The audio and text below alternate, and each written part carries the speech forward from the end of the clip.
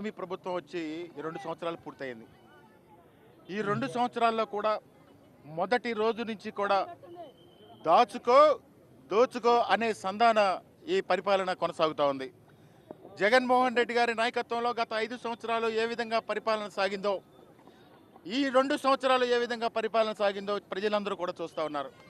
ఈ సమాజంలో అన్ని వర్గాలను కూడా మోసం చేసినటువంటి ఘనత ఈ కూటమి ప్రభుత్వం అందరికీ మనం చేస్తూ ఉన్నాం. అన్ని వర్గాలంటే ముఖ్యంగా రైతుల్ని, అదేవిధంగా విద్యార్థుల్ని, మహిళల్ని, అంటే అన్ని వర్గాల ప్రజల్ని మోసం చేసినటువంటి ఘనత ఈ చంద్రబాబు నాయుడు గారిదని చెప్పి ఈ సందర్భంగా గుర్తు చేస్తా ఉన్నా. చంద్రబాబు నాయుడు గారు ఆ రోజు ఎన్నికల ముందు రైతుల్ని ఉద్ధరిస్తానని చెప్పారు. రైతులకి కేంద్ర ప్రభుత్వంతో సంబంధం లేకుండా 20,000 రూపాయలు ఇస్తానని చెప్పారు. 20,000 సంగతి పక్కన పెట్టు, రైతులకి యూరియా కూడా ఇవ్వలేని పరిస్థితిలో ఈరోజు ఈ రాష్ట్రంలో ఈ ప్రభుత్వం ఉందని చెప్పి కూడా మనం చేస్తా ఉన్నాం. యూరియా సంగతి అక్కడ పక్కన పెట్టండి, ఈ తాగునీరు కూడా ఇవ్వలేని పరిస్థితులు ఈ రాష్ట్రంలో నెలకొని ఉన్నాయని చెప్పి కూడా ఈ సందర్భంగా మనం చేస్తా ఉన్నాం. అన్నీ కూడా అమ్మేసుకుని ఈ కౌలు రైతుల గురించి అయితే పట్టించుకునే పరిస్థితులే ఈ రాష్ట్రంలో లేవని చెప్పి కూడా ఈ సందర్భంగా గుర్తు చేస్తా ఉన్నాం. అదేవిధంగా మహిళల గురించి పట్టించుకునే పరిస్థితులు లేవు. మహిళలకి వాళ్ళు ఇస్తానన్నటువంటి 1,500 రూపాయలు కానీ, నిరుద్యోగ భృతి కానీ ఎక్కడా కూడా ఇచ్చే పరిస్థితులు ఈ రాష్ట్రంలో వాళ్ళు చెప్పినటువంటి కార్యక్రమాలు ఏవి కూడా అమలు చేయనటువంటి పరిస్థితులు ఈ కూటమి ప్రభుత్వంలో నెలకొల్లాయని చెప్పి కూడా మనం చేస్తా ఉన్నాం. నిరుద్యోగ భృతి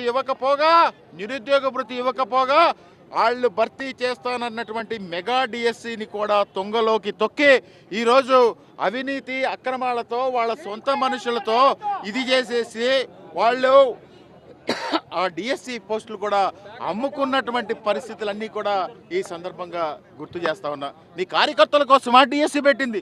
నీ కార్యకర్తల కోసమా నువ్వు ఈ వ్యవహారాలన్నీ చేసేది?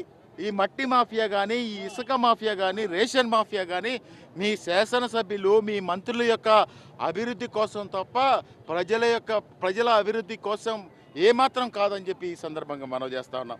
చంద్రబాబు నాయుడు గారు ఆ విధంగా ఉంటే ఈ నియోజకవర్గంలో అత్యధిక మెజారిటీతో గెలిచానని చెప్పి డప్పాలు కొట్టుకున్నటువంటి ఈ వర్ల కుమార్ రాజా ప్రతి మండలానికి ఒక నాయకుడిని పెట్టి వసూళ్లు కార్యక్రమంలో తన అభివృద్ధితో ముందుకెళ్తా ఉన్నాడని చెప్పి కూడా ఈ సందర్భంగా గుర్తు చేస్తా ఉన్నాం.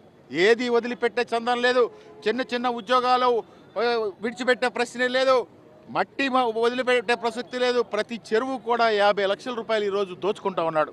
అదేవిధంగా ప్రతిరోజు కూడా ఇసుకలో పర్యావరణం అనుమతులు లేవని చెప్పినా కానీ ప్రతిరోజు ఇసుక దొంగతనం చేసేది కుమార్ రాజా అని చెప్పి ఈ సందర్భంగా గుర్తు చేస్తా ఉన్నా. రేషన్ బియ్యానికి 6 రూపాయలు తీసుకునే ఘనత ఎన్టీ రామారావు గారి పేరు చెప్తాడు. ఎన్టీ రామారావు గారికి ప్రతిరోజు వెళ్ళి దండేస్తాడు, ఆయనకి నివాళులు అర్పిస్తున్నట్టు యాక్షన్ చేస్తాడు. కానీ ఆ ఎన్టీ రామారావు గారి పేరు చెప్పి రేషన్ బియ్యానికి కూడా 6 రూపాయలు వసూలు చేసే ఘనత ఈ కుమార్ రాజేంద్ర అని చెప్పి కూడా మనం చేస్తా ఉన్నాం. అదేవిధంగా ప్రతి గ్రామాల్లో అరాచకత్వాన్ని ఎంకరేజ్ చేస్తూ ఈరోజు గ్రామాల్లో శాంతి భద్రతలు లేకుండా చేసే పరిస్థితి ఈ ఎమ్మెల్యేదని చెప్పి కూడా ఈ సందర్భంగా మనం చేస్తా ఉన్నాం. అన్ని వర్గాల మీద దాడులు చేస్తూ ఉన్నాడు. అన్ని వర్గాల మీద ఈ శాసనసభ్యుడైన దగ్గర నుంచి పోలీసులతో అణిచివేసే కార్యక్రమం చేస్తూ ఉన్నాడు. ఒక అమ్మాయిని, ఒక దళిత మహిళని తీసుకెళ్ళి పోలీస్ స్టేషన్లో 307 పెట్టించిన ఘనత ఈ ఎమ్మెల్యే కుమార్ రాజా అని చెప్పి కూడా గుర్తు చేస్తా ఉన్నా. ఎవరన్నా మాట్లాడితే వాళ్ళని పోలీస్ స్టేషన్కి తీసుకొస్తాడు, లేకపోతే ఎవరన్నా మాట్లాడితే వాళ్ళ గన్మెన్తో కంప్లైంట్ పెట్టించి పోలీసులతో బెదిరిస్తాడు. ఇటువంటి కుమార్ రాజా ఈ 2 సంవత్సరాల పరిపాలనలో చేసినటువంటి అవినీతి ఎన్ని వందల కోట్లు, అంటే రోజుకి 1/2 కోటి ఎమ్మెల్యేగా పేరు పొందినటువంటి ఈ ఎమ్మెల్యే ఎన్ని కోట్లు సంపాదించాడో ఆ ప్రజలే గణాంకాలు చెప్తారని చెప్పి కూడా ఈ సందర్భంగా మనం చేసుకుంటూ వైఎస్ఆర్ కాంగ్రెస్ పార్టీ తరఫున రాబోయే స్థానిక సంస్థల ఎన్నికల్లో కానీ, రాబోయే ఏ ఎన్నికల్లోనైనా, ఏ విషయంలోనైనా ప్రజలకు అన్యాయం జరిగితే ప్రజల పక్షాన వైఎస్ఆర్ కాంగ్రెస్ పార్టీ ఉంటుందని చెప్పి కూడా ఈ సందర్భంగా తెలియజేసుకుంటూ సెలవు తీసుకుంటాం.